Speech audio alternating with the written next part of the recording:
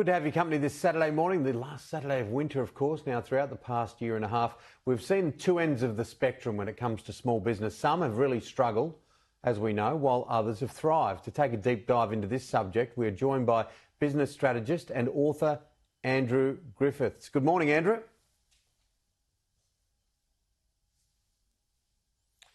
We've got a slight audio problem there with Andrew.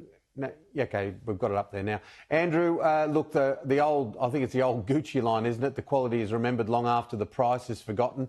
A big point for you is that people in small business should know their worth.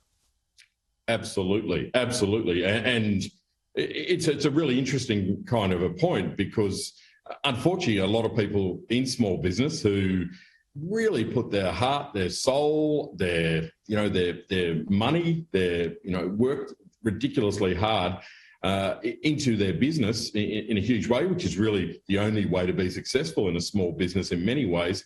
And then they don't really understand the value that they bring or the worth that they bring to their customers, and they tend to undercharge dramatically. And this is something that I've seen over many years, and I've certainly seen it all around the world. It's a bit of an issue. It's why I wrote this latest book. Well, tell us about the book.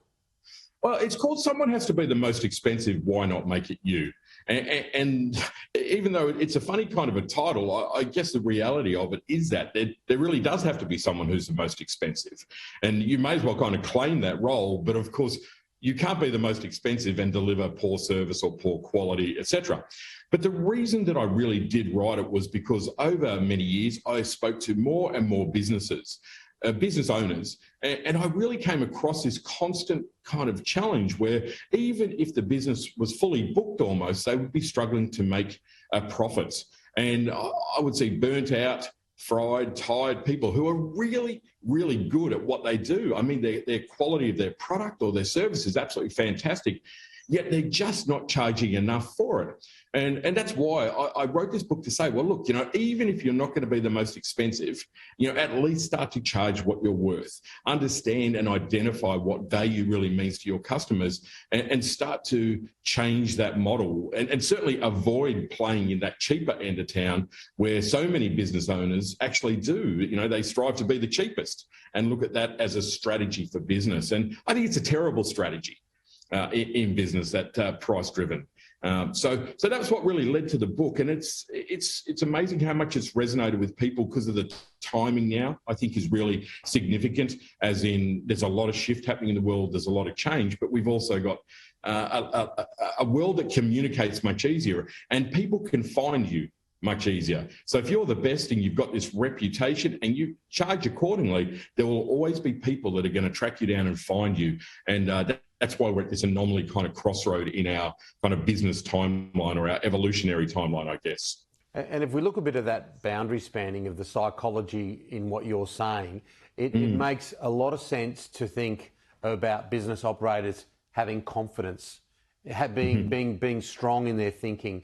And, because there's been so many challenges, we're being thrown challenges every single day all across our lives, including small business. And to value who you are as an individual and as a business is so important to be able to get to the other side. It really is. And you're so right, Tim. Individually, that whole imposter syndrome or lack of self-worth or understanding it's so rife. And it's actually, I'm working on a book on imposter syndrome as one of my next books.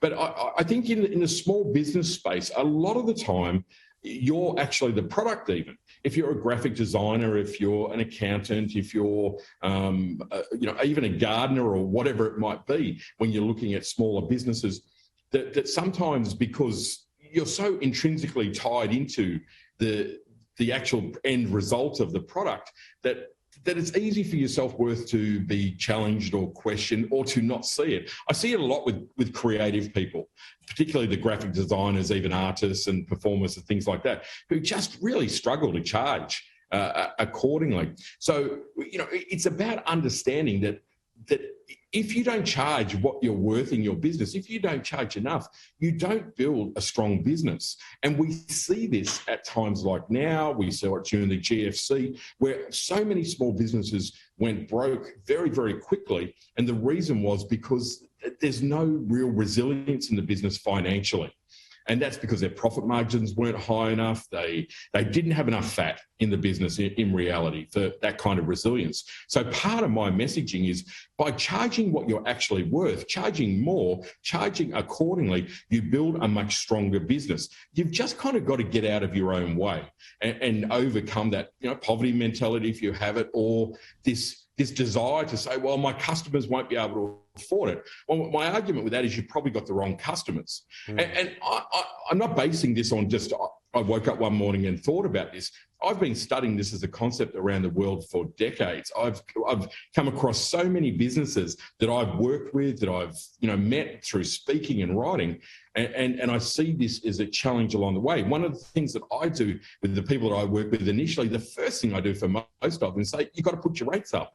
And I hear this barrage of reasons why they can't, and people won't pay, and we can't do that, the market, rah, rah. And I say, they're the stories that we tell ourselves. That's not necessarily the truth. Yeah. So a lot of it is overcoming that. And I've worked with neuroscientists, I've worked with psychologists, I've worked with a range of different people to really help to understand what that's all about.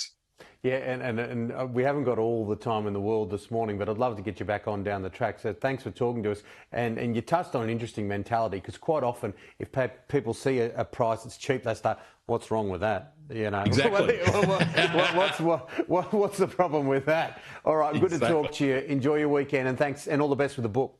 Thank you so much, Tim. I'd love to come back again sometime soon. You take care. Thank you, Andrew.